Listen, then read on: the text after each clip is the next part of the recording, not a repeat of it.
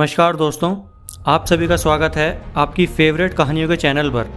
आज मैं आपको एक ऐसी मोटिवेशनल स्टोरी सुनाने जा रहा हूं जिसे सुनने के बाद आपकी ऊर्जा पहले जैसी नहीं रहेगी। आपको आज ये बात पता चलने वाली है कि आपका दिमाग कैसे आपको ऑर्डर देता है और उसके बदले आप अपने दिमाग को कैसे ऑर्डर दे सकते हैं। तो चलिए बिना आपका समय गंवाए इस कहानी को शुरू करते हैं। एक बार की बात है, एक गाँव में विजय नाम का लड़का रहता था। किसी काम के अधूरा रहने पर उसका मन नहीं लगता था और जब तक चैन की सांस नहीं लेता था जब तक कि उसे पूरा नहीं कर लेता था। लेकिन कहते हैं ना, हर किसी की कोई ना कोई कमजोरी भी जरूर होती है।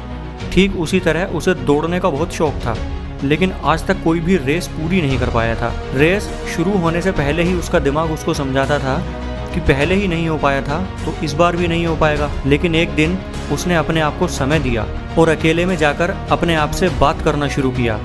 उसने अपने आप से पूछा कि मैं अपने दिमाग की इतनी सुनता क्यों हूँ। रेस शुरू होने से पहले मेरा दिमाग मुझे ऑर्डर देता है।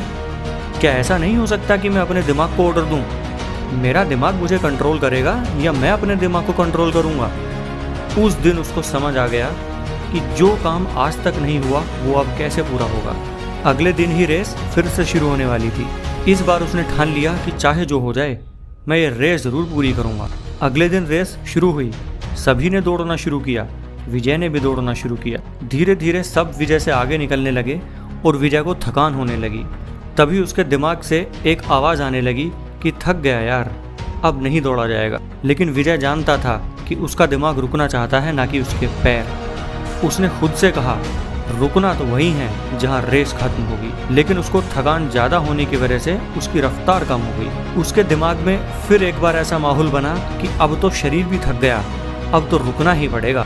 लेकिन उसने तुरंत अपने दिमाग को कमांड दी कि शरीर थका ही तो है, मर थोड़ी गया मैं, इसलिए रुकूंगा तो वहीं जहाँ रेस खत्म होगी। थोड़ी देर बाद शरीर पूरी तरह थक गया, लेकिन तब तक तो विजय को वो जगह नजर आने लगी थी जहाँ रेस खत्म होनी थी। बस फिर क्या था, फिर तो उसके दिमाग में एक अलग ही ऊर्जा बहने लगी और फिर उसके दिमाग से ही आवाज़ आई, अरे वाह, अब तो नहीं रुकना, बस थोड़ी देर की बात और है। उसके दिमाग में ऊर्जा भरने की वजह से उसके शरीर में जुनून सा जाग गया और उसके उन्हीं कदमों की रफ्तार बढ़ गई जो दिमाग के हार मान लेने की वजह से धीरे धीरे बढ़ रहे थे। और कुछ ही देर के बाद विजय ने वो काम किया जो वो अपनी अभी तक की ज़िंदगी में कभी नहीं कर पाया था। आज विजय की खुशी का कोई ठिकाना नहीं था, क्योंकि आज उसने रेस सभी के साथ पूरी की थी। वैसे तो ये रेस देखने में ज़मीन पर हो रही थी, पर विजय जानता था कि वास्तव में ये रेस उसके और उसके दिमाग के बीच हो रही थी। आज वो बहुत खुश था, हद से ज़्यादा खुश था। उसके चेहरे की मुस्कान इतनी ज़्यादा थी कि थकान तो महसूस ही नहीं हो रही थी। वह तेज़ तेज़ सांस लेता हुआ अपनी मुस्कुराहट के साथ सभी लोगों के बीच घूम रहा था। तो दोस्तों, इस छोटी सी कहानी से अब हम ये बात करते हैं कि हमें क्या शिक्षा मिलती है। हमारे दिमाग के साथ जब कोई चीज़ बार बार होती है तो हमारा दिमाग उस बात को सच मानने लगता है, क्योंकि हमारा दिमाग हमारे साथ हो रही घटना को अपने अंदर इकट्ठा करता रहता है और उसी के हिसाब से बाद में हमको सुझाव देने की कोशिश करता है। अब यही वो समय है जहां हमें अपने दिमाग को कमांड देने की ज़रूरत है, उसको अपने हिसाब से चलाने की ज़रूरत है। उसके बाद तो हमारा दिमाग खुद हमारा साथ देना शुरू कर देता है। इसीलिए कहा जाता है कि हमारा दिमाग ही हमारा सबसे बड़ा शत्रु है और हमारा दिमाग ही हमारा सबसे बड़ा मित्र है।